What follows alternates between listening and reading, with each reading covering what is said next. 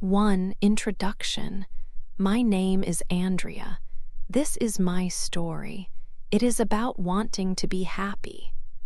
But first, I must tell you about a bad day. It was the day my world broke into many pieces.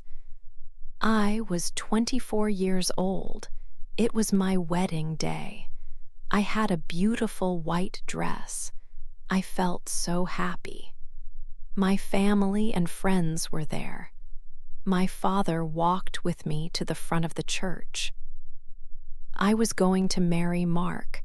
I thought he was the only one for me. I thought we would be together forever. I stood next to Mark at the front. The priest started to speak. Then Mark looked at me. His face was sad. He spoke quietly. "Andrea," he said, "I cannot." I did not understand.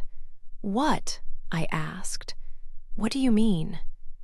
He spoke again, a little louder this time. Everyone in the church could hear.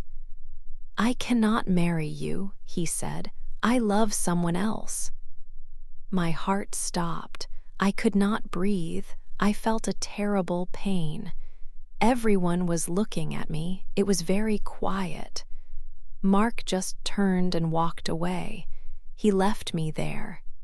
At the front of the church, in my white dress, I felt so much shame. I felt broken. My mother helped me. She took me home. The white dress felt heavy and wrong.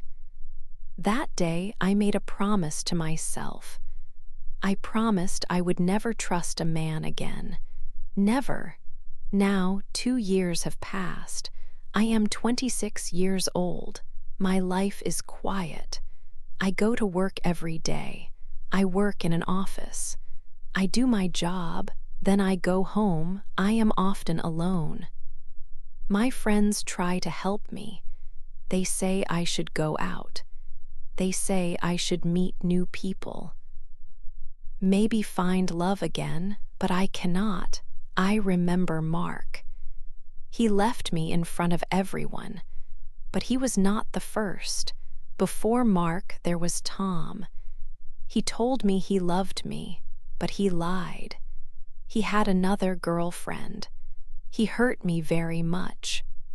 Before Tom, there was Ben. This was when I was in college. He seemed nice, but he only wanted fun. He did not care about my feelings. He left when the fun stopped. These memories stay with me. They tell me that all men are the same. They will hurt you. They will leave you. So I think it is better to be alone. It is safer. I tell myself I do not need anyone. But sometimes, late at night, when I am alone in my bed, I cry. It is hard to be alone all the time. I just want to feel happy. I just want a little bit of happiness in my life. Is that too much to ask? 2. My lonely life. 2 years passed after that day. My life was very quiet. I was 26 years old now. I did not do many things. My life was simple. I went to work in a quiet office. I did my job every day. When work finished, I went straight home. I was always alone in my apartment. My friends called me sometimes. They were worried about me. They said, "Andrea, you need to live your life. You need to go out. Maybe you can meet a nice man." But I did not want to meet anyone. I did not believe in nice men anymore. I remembered Mark, of course, but I also remembered other men from before him. There was Tom. He told me he loved me. I thought he was good. But he lied to me.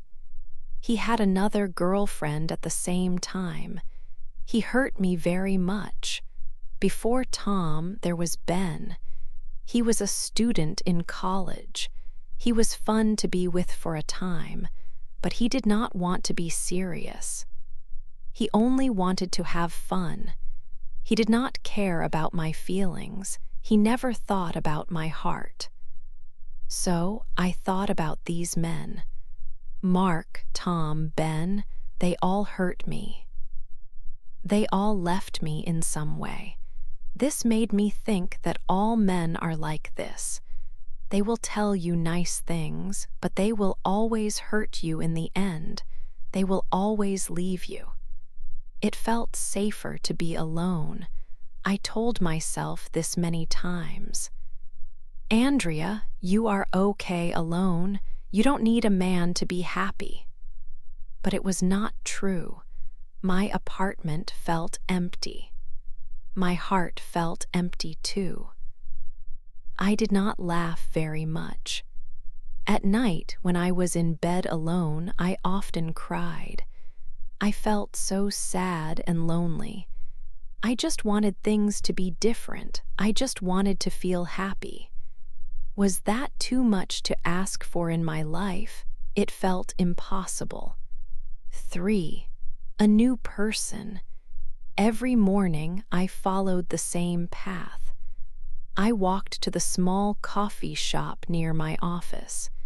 It was part of my quiet life. I went there 5 days a week.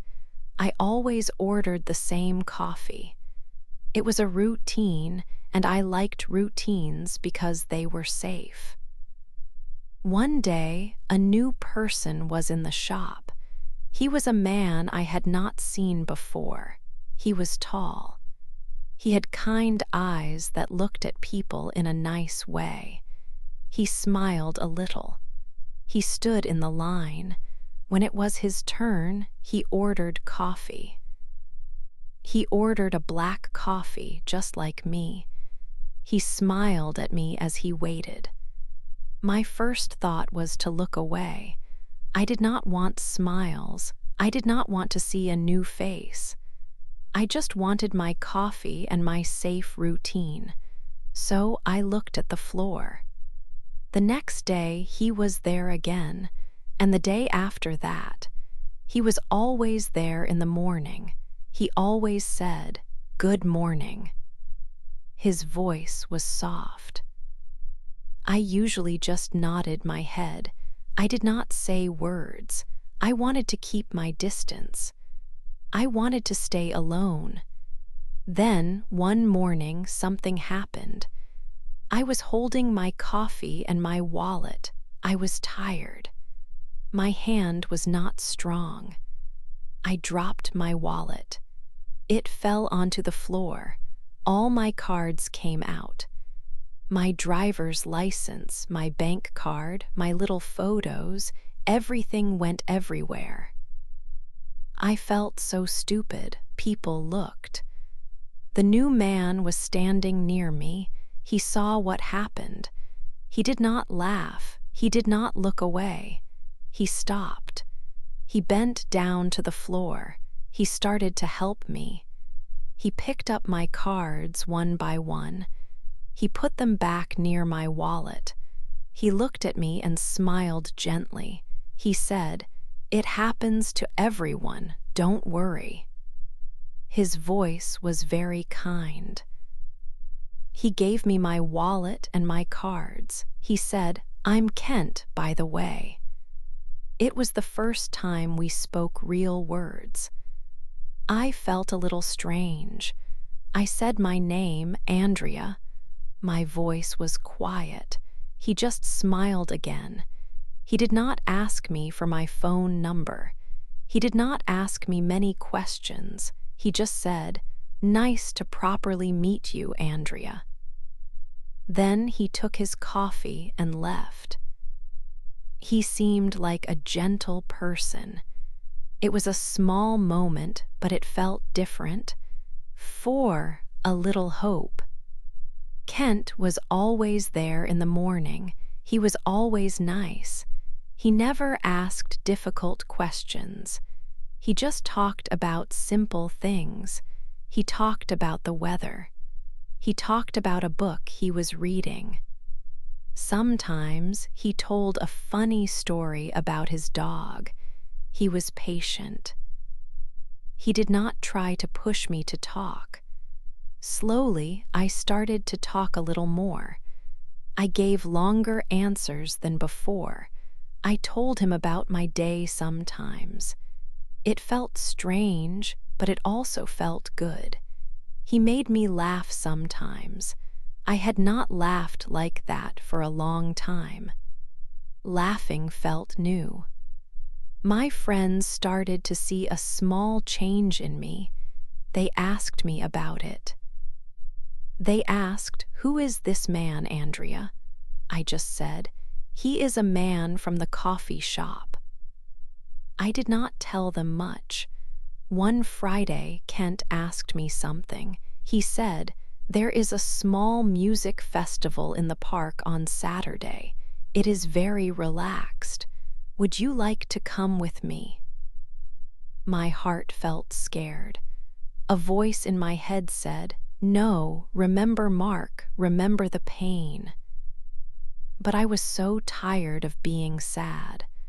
A very small part of me wanted to go. It was a quiet voice. It said, "Maybe." I thought for a moment. I surprised myself. I said to Kent, "Okay, yes, I will go with you." Saturday came. I went to the park with Kent. The day was nice. It was easy. We listened to the music. We ate ice cream. We just talked.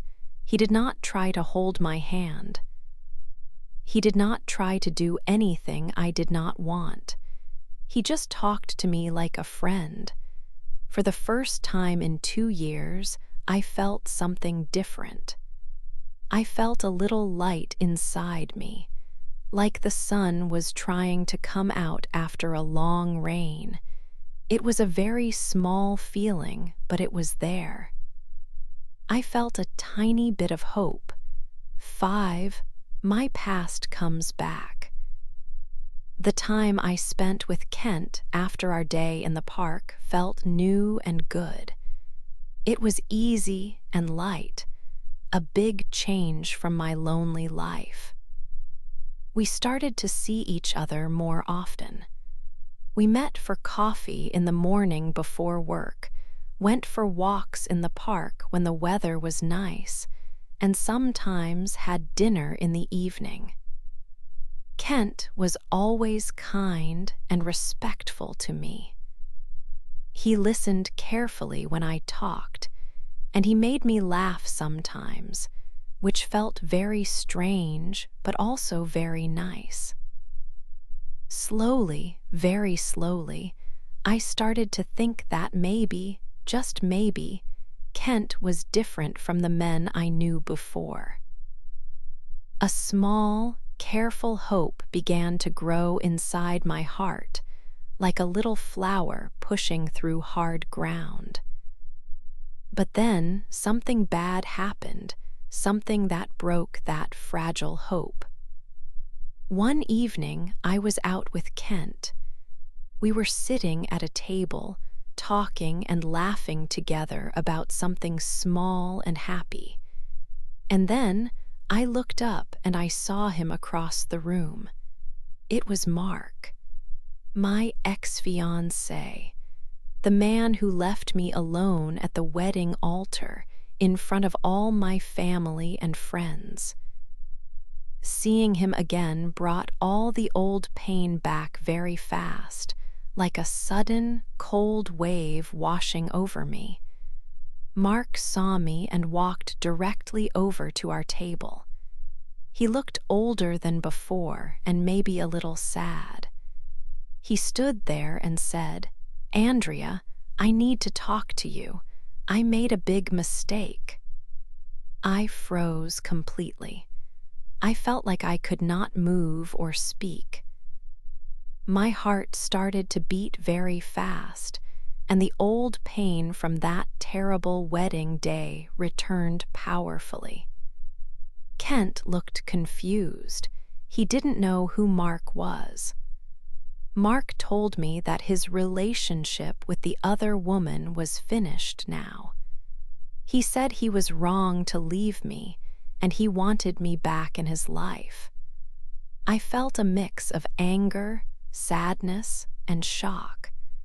I managed to tell him to leave us alone. He finally went away. Kent was quiet for a moment, watching me. Later, when we were alone, he asked if I was okay. I couldn't really explain the difficult feelings inside me. It felt like a storm had started again inside my head and heart. A few days passed, but I was still thinking about seeing Mark and hearing his strange words. I felt unsettled. Then my old friend Clara called me on the phone. She was my bridesmaid on the wedding day, but sometimes I felt she was not a true or supportive friend. Clara said, "Andrea, I saw Kent. He was with a very beautiful woman. They looked very close, like a couple. They were at a nice restaurant in the city holding hands." When I heard Clara's words, I felt a terrible cold fear. Not again. Please, not again. Was Kent just like Mark and Tom and Ben? Was he going to hurt me too, just when I started to hope? Was I stupid to trust him even a little bit? All the old feelings of fear and doubt came back strongly inside me.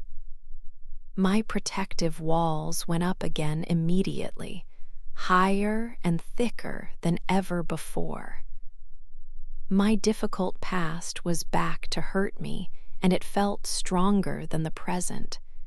6. I make a mistake. Clara called me. Her words made me feel very sick inside. I felt a lot of worry. I could not stop thinking about Kent. Clara said she saw him with a beautiful woman. She said they looked very close. My mind started to think bad things. I remembered Mark.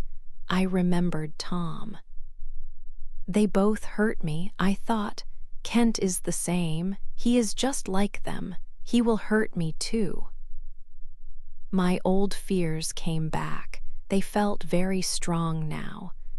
My heart felt heavy and cold. I felt like I was falling back into a dark hole. I decided I had to talk to Kent, but I did not want to listen. I just wanted to believe what I feared. I met him. I looked at his face. I felt angry and scared at the same time. My voice was not calm. It was loud and fast. I started to speak quickly. "Who was she?" I asked him. "The woman Clara saw you with. Are you lying to me? Are you with another woman?" I did not stop. I said, "You are just like Mark. You are just like Tom. You only want to play games. You are a cheater." Kent looked very surprised. Then he looked sad. He started to speak. He said, "Andrea, please, let me tell you." He tried to explain something, but I was too angry. I was too scared to hear him. My fear was louder than his words. I did not want to listen to any explanation. I felt sure I was right. I felt sure he was bad. I said, "I knew it. I knew I could not trust you. I was a fool to think you were different." Tears came to my eyes, but they were angry tears. I did not want to feel sad. I just wanted to be away from him. I wanted to be safe in my lonely world again. I looked at Kent one last time. I felt a mix of anger and pain. I said to him, "I never want to see you again. Go away." Then I turned and ran. I ran away from him. I ran away from the park where we met. I ran away from the small bit of hope I had started to feel. As I ran, I thought, see, this is why you must be alone. Men always leave, they always hurt you. I was sure I had made the right choice to mistrust him. I was back in my dark place. Alone, but I thought safe. 7. The truth is out. I felt very bad. I did not answer Kent's phone calls. I did not read his messages. I thought I was right about him. I felt broken inside again, just like before. It was a dark time for me. I stayed in my apartment. I did not want to see anyone or talk to anyone. I felt sure that all men were the same. They hurt you, they lie to you, they leave you. One day, there was a knock at my door. It was Mark, my ex-fiancé. He looked tired and sad. I did not want to open the door, but he looked like he needed to talk. I let him come in. He sat down and looked at the floor. He started to talk. He said, "Andrea, I have to tell you something important. It's about Clara and Kent." My heart felt heavy. I did not want to hear more bad things, but I listened. Mark said, "Clara called you, didn't she? She told you she saw Kent with another woman." I nodded my head slowly. Mark looked up. His eyes were sad. "Andrea," he said, "Clara lied to you. It was not true. She did not see Kent with another woman. She was jealous.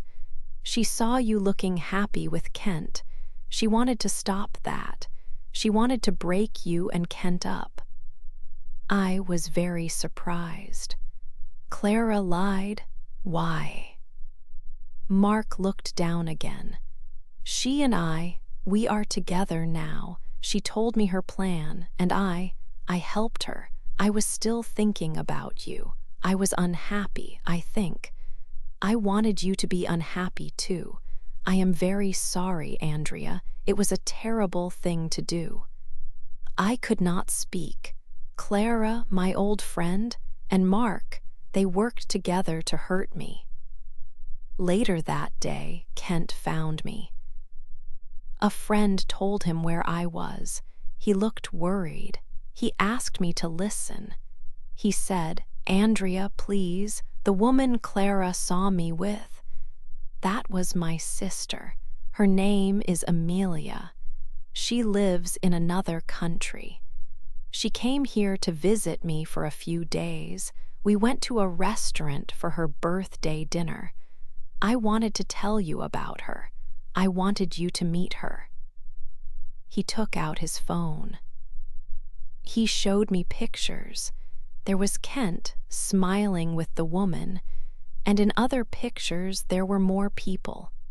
"See," he said, "that's Amelia, and that's our mother and father. It was a family dinner." I looked at the photos. They looked like a happy family. My mind was working fast. Clara lied. Mark helped her. Kent was telling the truth. The woman was his sister. I had made a terrible mistake. I felt a cold fear. I had pushed away a good man because I believed a lie. 8. My happy choice. I looked at Kent. His face was kind, but I could see the hurt in his eyes because of what I said. I felt very, very sorry. I knew I made a big mistake. I had let my old fears control me. I had hurt a good person. I started to cry again, but this time it was different. It was not just sadness, it was shame for my actions. Kent came closer. He did not get angry. He was patient. He said, "Andrea, I understand why you are scared. Your past was not easy. but you have to decide now. Can you let go of the fear? Can you try to be happy? Can you try to be happy with me?" His words were simple, but they meant everything. This was the most important question I had ever heard. It was my choice. I could stay safe in my sadness, alone and afraid, where no one could hurt me. Or I could open my heart again. I could take a risk, a big risk for the chance of real happiness. I looked at Kent again. I saw his kind eyes. I remembered how he helped me with my wallet, how he made me laugh at the coffee shop, how gentle he was at the music festival. He was different. He was not Mark. He was not Tom or Ben.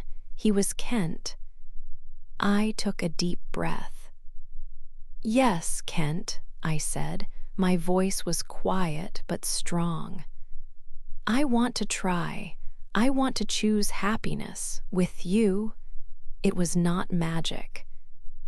My fears did not disappear completely that day. Sometimes the old worries came back like a bad dream. But Kent was there. He was always there. He was patient. He understood. We started our relationship slowly. We talked a lot. We shared our thoughts and feelings. We built our trust brick by brick. It was a strong building made with honesty and care. We laughed together. We went for walks. We held hands. Simple things, but they felt wonderful. 1 year passed. One happy year. We were back in the park where we first went together. Music was playing just like before. Kent took my hand. He smiled his kind smile. "Are you happy, Andrea?" he asked. I looked at him. I looked at the sky, the trees, the people around us. My heart felt full, not empty or broken anymore. It was true. "Yes, Kent," I said, smiling back. "I am happy." My past hurts were still there, like old scars on my heart, but they did not control me now. I had wanted to be happy for so long, and finally I was.